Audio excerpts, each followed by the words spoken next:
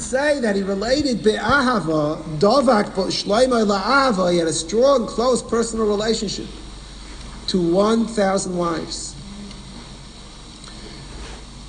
Now, the number 1,000, I don't know why. I did find in the Chidah, in his Pirish, he says 1,000 is the gematria of Tosh Yetzer, weakening the Yetzer, which somehow doesn't leave one satisfied as to why he needed 1,000 wives. He should have gone with the different gematria, Ein Yetzer or Tzei Yetzer. He could have saved money of 500 weddings. So it's hard to understand. It reminds one of the Satmar rebbe's line. You know, when people get aliyas, they always give chai. So he used to say it would be much better for the shul if they gave the gematria of mace instead of the gematria of chai every time they got an aliyah. So the gematrias, they're nice after it happens. So Tosh Yetzer is 1,000, but you know, there are a lot of gematrias. It's really difficult to understand it. And I don't really have an explanation. Shloimeh spent his lifetime in this pursuit of expanding his family. Obviously, he had many children. But one point I think is clear. Those who would portray Shloimeh HaMelech as someone who's out just for the taiva, just for the fun, as a lahavdil, but as to say a playboy type who's out to have a good time. Someone who's out to have a good time, 1,000 wives, the sheer number makes it apparent that there was some strong motivating factor, not just the taivas halev. Because if it would be a pursuit of taivas halev, 1,000 wives, that doesn't follow. It just doesn't follow.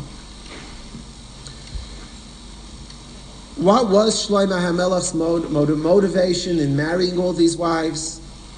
So Tzadok HaKohen writes often regarding Shloimeh HaMelech that Shloimeh HaMelech, as we know, followed David's lifetime.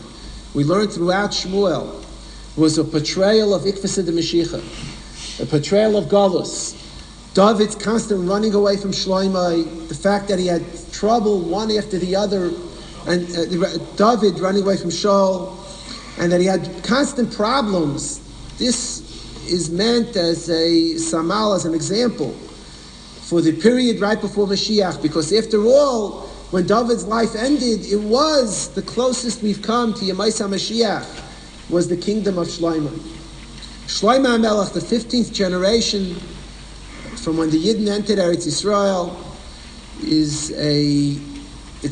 we know that the Jewish nation is compared to the moon, which in its 15th day is bright, shines. And Shloimeh HaMelech's generation is meant to be that 15th day, the day when things shone and things were beautiful. 15 generations after Shloimeh was Tzidkiyahu HaMelech, and that was the Churban, the time of when the moon is dark. Shloimeh had a strong desire to bring Yemais HaMashiach, to bring the age of Mashiach within his own generation, to make that the final time of Yemais HaMashiach.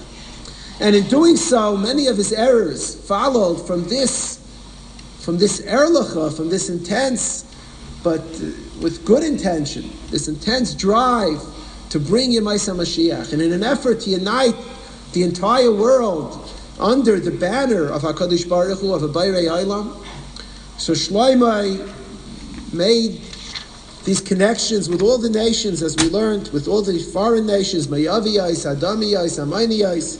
He married Basparai.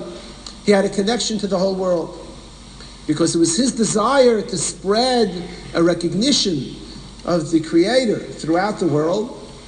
And this was part of his plan, his method in doing so. As we know, he pushed for Mashiach too early, which is a mistake that has been made many times in the history of Klal Yisrael. But that was the one motivating factor which would help us understand. 1,000 still, it just boggles the mind. 1,000 weddings. I don't know, maybe Pelachim don't need Sheva Brachas. So you cut it down by 30% or by almost 30%. But still, 15 years worth of weddings and Sheva Brachas.